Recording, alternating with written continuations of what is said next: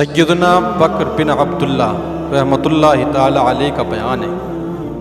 آپ ارشاد فرماتے ہیں کہ گزشتہ لوگوں میں ایک بڑا ہی سرکش ظالم بادشاہ تھا۔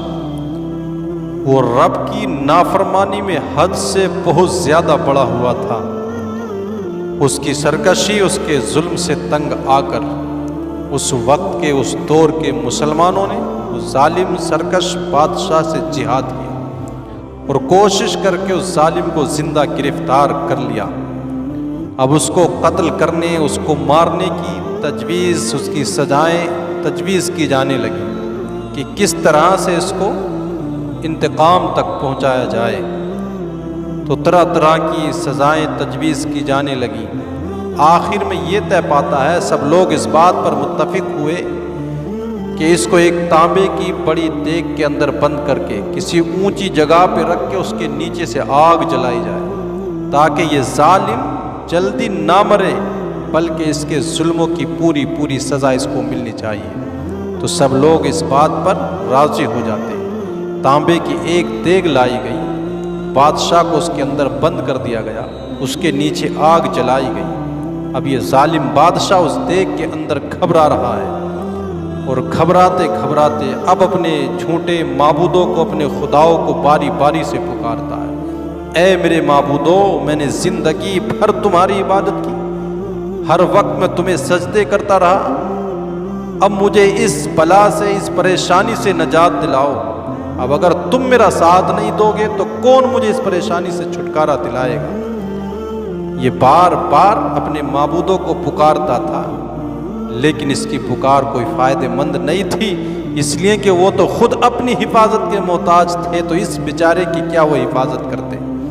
تو جب اس نے دیکھا کہ بار بار پکارا لیکن کسی معبود کی طرف سے کوئی جواب نہیں آتا ہے، تو اب جھوٹے خداؤں، اپنے جھوٹے معبودوں سے مایوس ہو کر اس نے آسمان کی طرف نگاہ اٹھائی اور صدق دل کے ساتھ مخلصانہ گریہ وزاری کرتے ہوئے معبود حقیقی اللہ عز و جل کی طرف متوجہ ہوا اور کہنے لگا، اب تو ہی مجھے اس پریشانی سے نجات دے سکتا ہے۔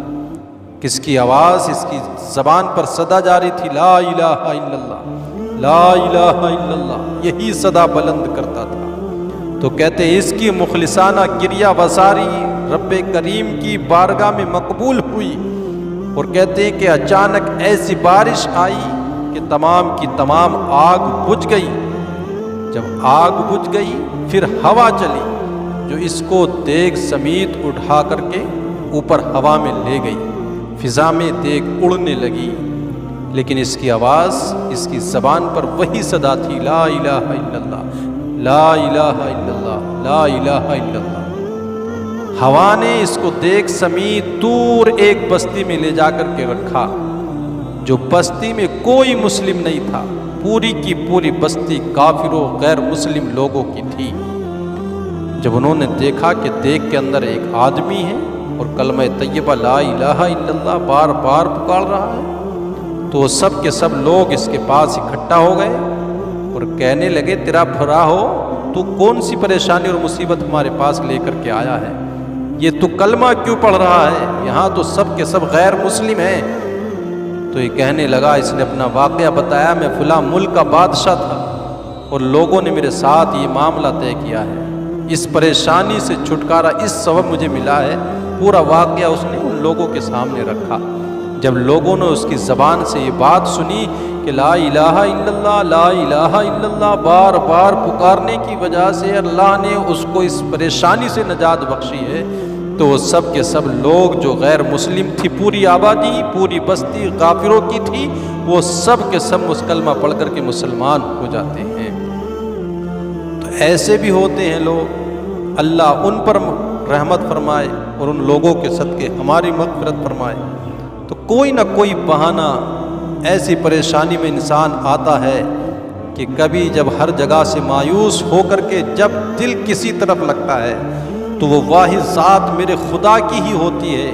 آج کتنے لوگ ہیں جو خدا کے وجود کا بھی انکار کر دیتے ہیں، لیکن ان سے پوچھے، جب ہر طرف سے بے سہارا ہو کر کے پھر بھی کسی سہارے کی امید رہتی ہے کیا؟ تو کہتے ہیں ہاں رہتی تو ہے، تو پھر بتا وہ امید کس کے ساتھ تجھے ہوتی ہے؟ جس ذات کے ساتھ تجھے وہ امید وابستہ ہے اسی ذات کا نام تو خدا ہے۔